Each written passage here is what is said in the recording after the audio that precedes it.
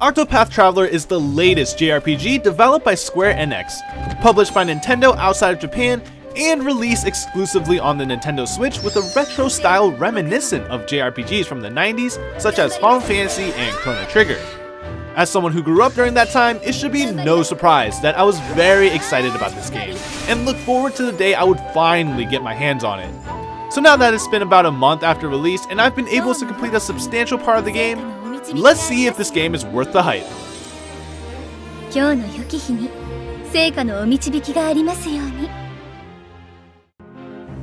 Let's start off by taking a look at the pixel art style Square decided to go with, since it's pretty uncommon with AAA studios. When we think of pixel style games, or at least when I think of it, retro or indie come to mind. Call me old fashioned, but this style is something I really like seeing. Yes, because of nostalgia, but also because it's different. In a day and age where realism is the end goal for game visuals, it's a nice breath of fresh air to see an old style like this used, and used well. The game looks astonishing. I especially like the ambience they created in snow-filled towns such as Flame Grace and Still Snow. The snow slowly falling to the ground, the rolling fog slowly creeping across the ground, and the tiny rays of light piercing through the cracks in the cloud. All this attention to detail creates a very immersive and realistic environment. I can see just as much devotion go into the character sprites as well, especially with the main cast.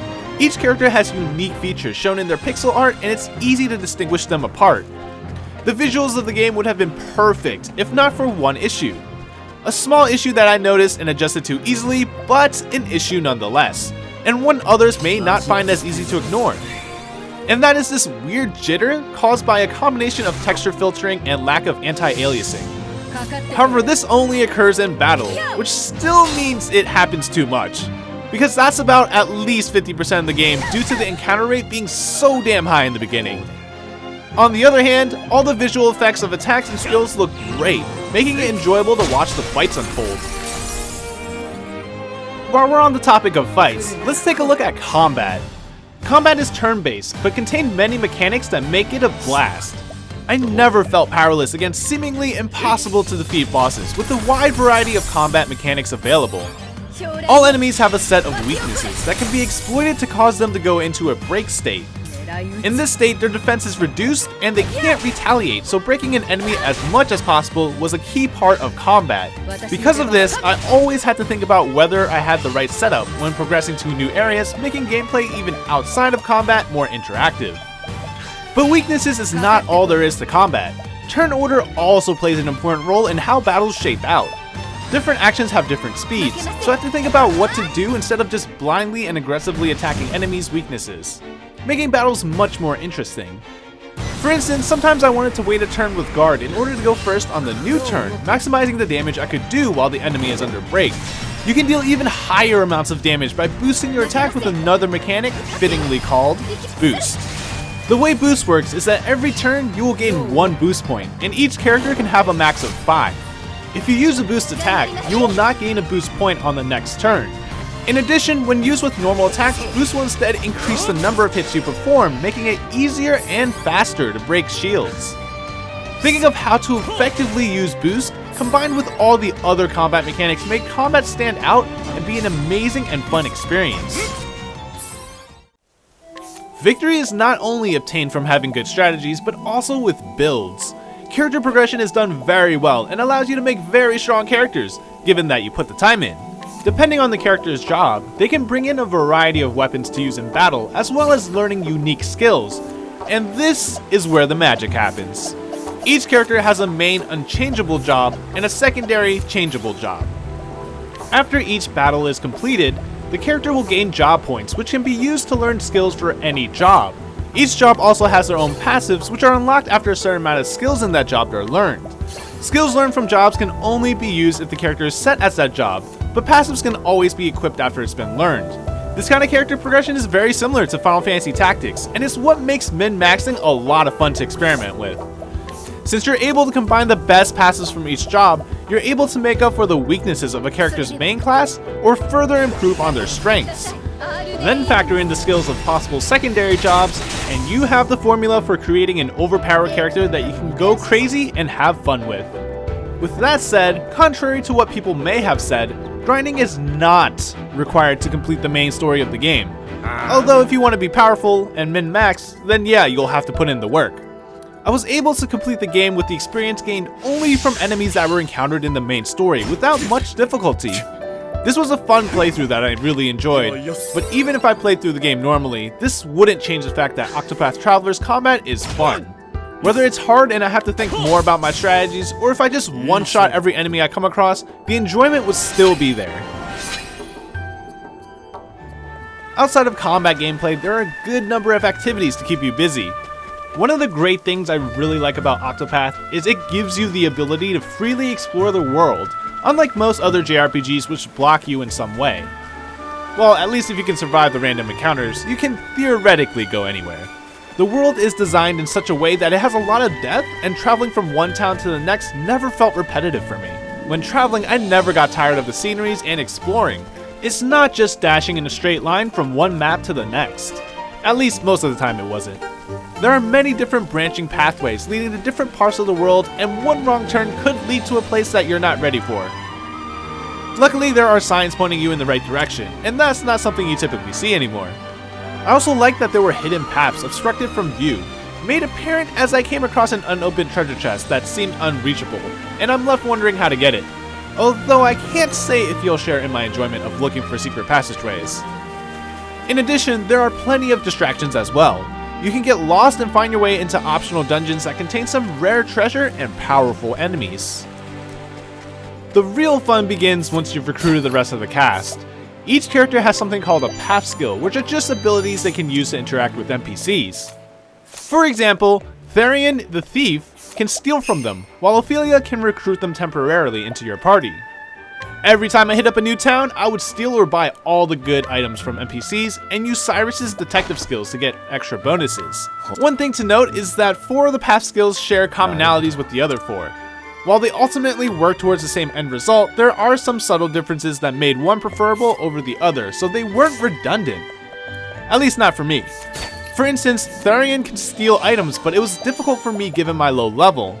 I could save Scrum and get the item I wanted, or I could use Tressa and just buy the items off them instead. But wait, there's more. There are a ton of side quests as well, with more unlocking as you progress further in the main story. I found a sizable amount of the side quests were uninteresting, but did offer some tidbits on lore of the Octopath world.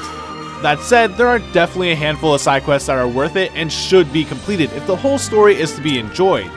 There are also additional side quests involving some side characters that were part of the A protagonist's story, giving you of what happened after Tidbit, as well as more insight into their characters. In addition, after completing all the chapters for the characters, it definitely felt like there was more to tell.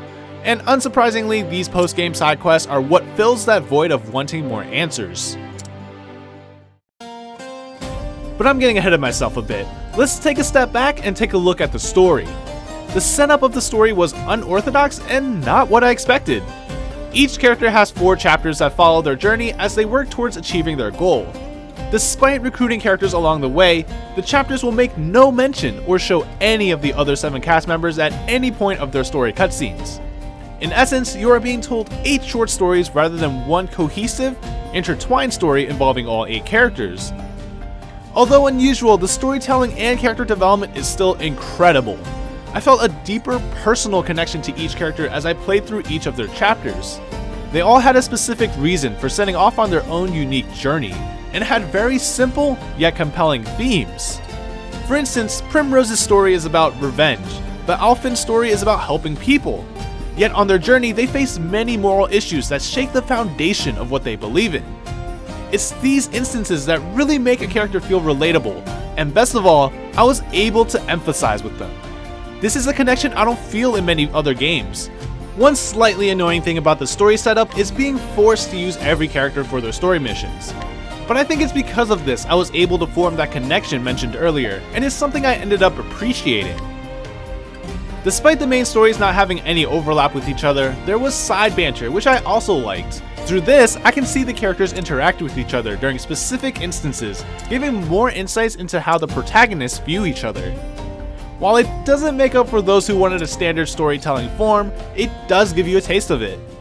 There are also some very funny scenes that happen in the pubs between the protagonists, so there's that to look forward to as well. My only issue with the story setup is that you're unable to remove your first character from the party until you clear the game with them, which makes absolutely no sense. While it didn't directly hurt my gameplay experience, it was very annoying not being able to have full control of my party members. There are a lot of great things about Octopath, but the main reason it resonated with me was because of its amazing soundtrack. Music is a very good way to elicit a feeling from someone playing the game, and the soundtrack does that so well. I did not listen to a single track I did not like. They all worked really well in all the instances they were played in.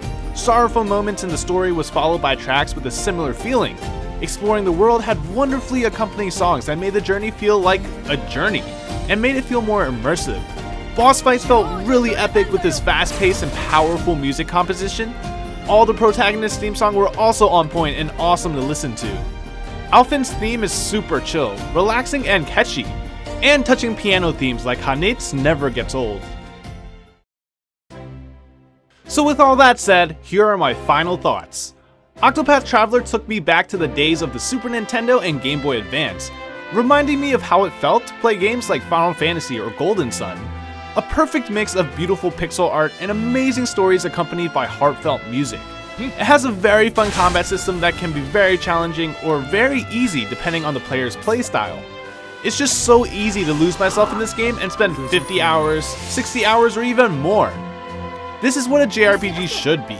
It's really a shame that this game is a Switch exclusive, since that limits the amount of people that can enjoy the game. So if you have a Switch and you haven't picked this game up yet, and you're a JRPG fan, why not?